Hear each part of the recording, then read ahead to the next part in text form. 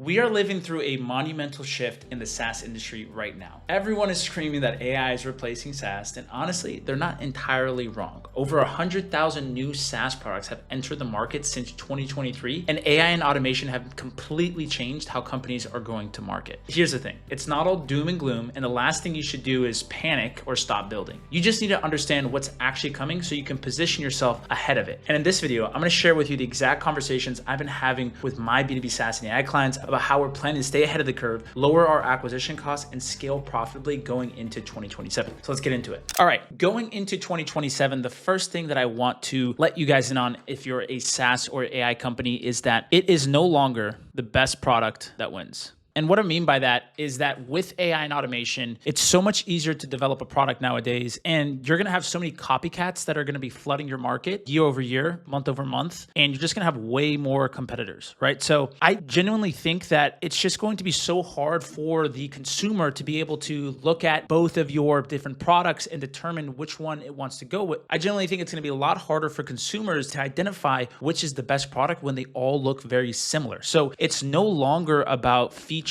and just making sure that your product is better, but more about distribution now, right? How can you get your product in front of more people and at scale while remaining profitable? Because you have to understand that if you keep focusing on adding features and making your product better without having a scalable marketing channel going into 2027, you're just going to be left behind because your competitors that are better at marketing than you are going to be able to capture more of the market share quicker and be able to scale quicker. Because what happens is when people sign up for a SaaS product that they like, they usually stay, right? It's hard to get them to switch to another provider. So the whole name of the game is getting people on your platform to begin with, because if you do that, you can make sure that you can capture that LTV and you can capture that market share. So now the game is distribution. Second thing, going into 2027, you have to understand is that certain channels are going to be more effective than others. So for example, with outreach, AI and automation have made it very hard for you to stand out. And it's just kind of a volume game at this point when you're really outreaching or you're doing any type of cold calls or cold emails,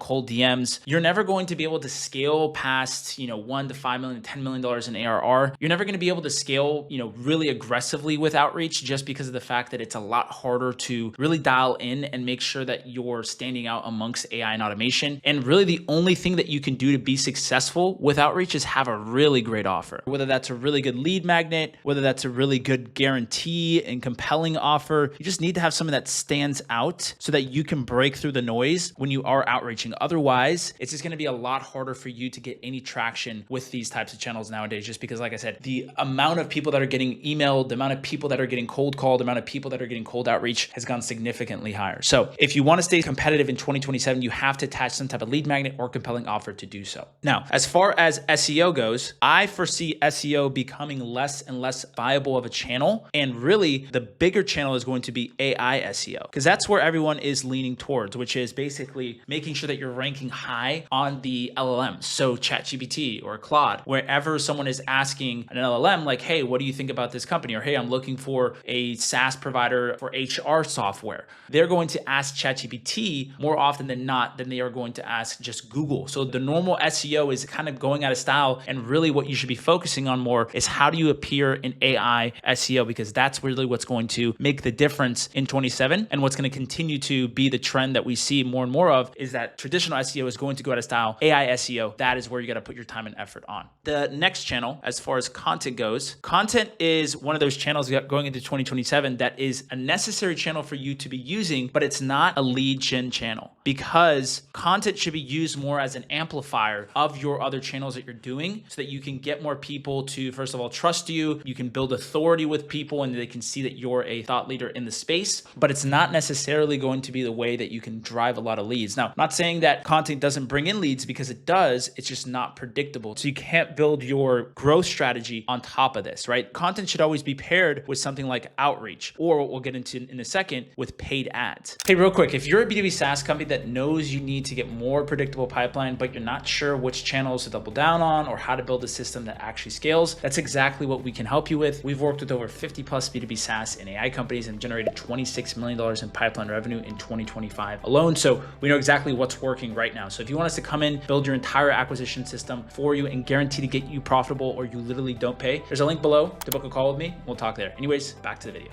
Now, I believe paid ads will be the best way to grow in 2026 just because of the mere fact that it's way easier to stand out on paid ads than it is on outreach, for example. Like outreach should be used if you're in the 0 to 50K MRR range, right? To kind of build up maybe your initial base of customers. But really, once you start getting past that, even I would say like 20 to 30K MRR, you can start running paid ads because it's just such a better way to scale. And once you know your economics, you can just know exactly how much you're paying per lead, how much you're paying per call, what your close rate is, and then you can very easily find out what your CAC is. And your CAC is your customer acquisition cost, because once you find that, then you're gonna be able to say, okay, well, I need to pay $3,000 to make $6,000, and then you're gonna make that trade every single day. Now, in terms of the channels and the specific paid ad channels that I recommend, Meta is our favorite channel over here. It's just so easy nowadays to be able to get in front of your ideal customers and be able to get them to book a call with you for the highest ROI. So you get the lowest CAC from what we've seen on Meta. A close second would actually be Google. Google's great. The issue is it's just harder to scale, but it is a great way to pick up keywords. For example,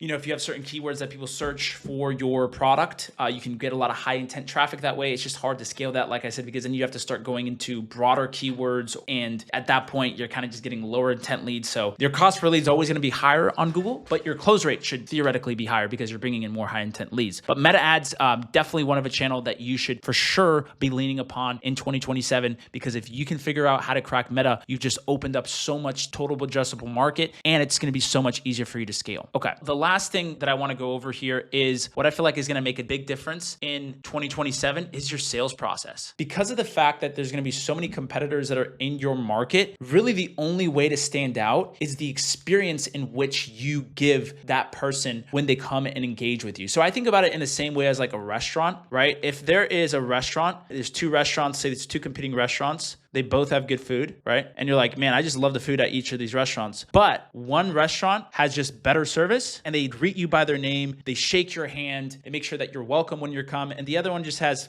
mediocre service. Where are people going to go to? They're obviously going to go to the people that have a better service. And so I think a sales process very similar to this restaurant analogy, because I feel that as we get more and more competitors within your market and as you're competing with a lot more people, what's going to make you stand out is the way that you treat them during their sales process. So for example, I think some important things that you should be doing in a sales process is providing value, really helping your customer make the best decision for them. And also, giving them some type of POCs that they can experience your product with, or free trials of some sorts, but also, making sure that they're hands-on free trials where you're actually showing them how to use your product, where it's immersive, where they're actually getting the value from your product. And so the next thing that's also really important on top of these things is also just a unique value proposition. You have to figure out what is your unique value proposition and be able to convey that within the sales process. So whatever you guys do that's different than your competitors, you should know that. You should understand exactly who your prospects are speaking to and what they do, so you can be able to position your product differently than them. And so if you can really focus on these three things when it comes to providing value, which in form of either lead magnets or,